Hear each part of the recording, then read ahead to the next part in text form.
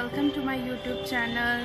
इससे पहले मैंने एक ऑडियो आपके साथ शेयर किया था, लेकिन आप लोगों ने उस पर रिस्पॉन्स नहीं किया। आई एम विजेता और अभी फ़िलहाल जैसा कि आपने मेरा थंबनेल देखा है, उस थंबनेल में आपने देखा है कि सिर्फ दो मंथ है हमारे 10th के बोर्ड के एग्ज़ाम में।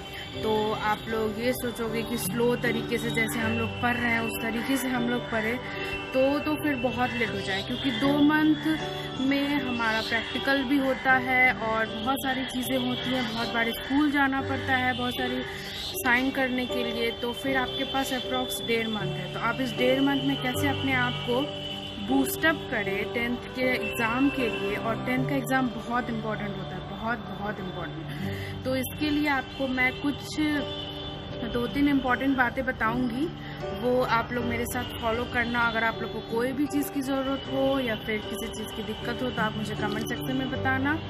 और जैसा कि आपने मेरे चैनल का नाम सेल्फ इंस्पायरिंग देखा है, तो आप समझ ही गए होंगे कि आप दूसरों से मोटिवेशन लेकर के आप कितने दिन तक खुद को मोटिवेट कर पाओगे, 2 दिन 3 दिन तक।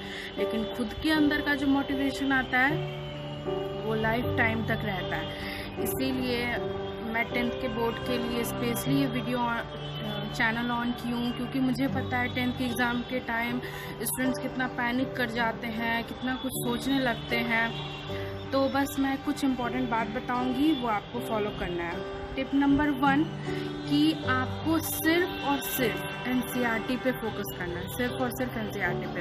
आपने भले ही 2-4 बुक से अपना क्वेश्चन सॉल्व किया हो, थ्योरी सॉल्व किया हो, लेकिन अब आप पूरा नोट्स वगैरह सब समराइज़ कर लो। सिर्फ एनसीईआरटी पे फोकस करो। एनसीईआरटी का एक एक क्वेश्चन बनाओ, चाहे वो इंग्लिश हो, चाहे वो मैथ्स हो, चाहे साइंस हो।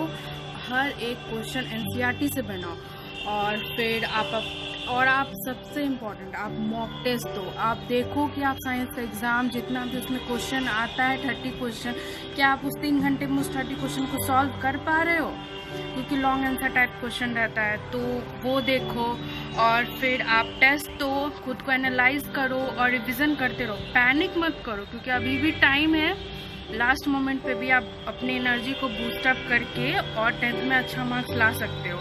और मैंने अपने एग्ज़ाम टाइम में एक बुक फॉलो किया था, वो एग्ज़ाम आइडिया था। मैंने 2016 में एग्ज़ाम दिया था और मेरा उस टाइम CGPA था, तो मेरा 9.4 CGPA था। अगर आप लोग को चाहिए तो मैं उसका रिज़ल्ट का फ़ोटो आपको दे दूँगी मेरे डिस्क्रिप्शन बॉक्स में।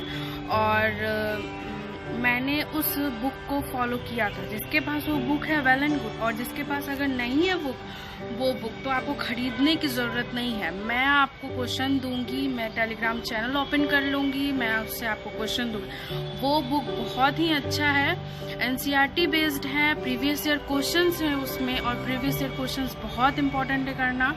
तो आप नीचे कमेंट सेक्शन में बता देना। तो आप लोग शायद मेरी बात समझे होंगे। एक तो खुद को एनालाइज करने के लिए क्वेश्चन प्रैक्टिस करो, टाइम मैनेजमेंट करो 3 घंटे का, और आप प्रीवियस ईयर क्वेश्चन बनाओ और सिर्फ एनसीईआरटी को फोकस करो। So take care, bye bye, all the best.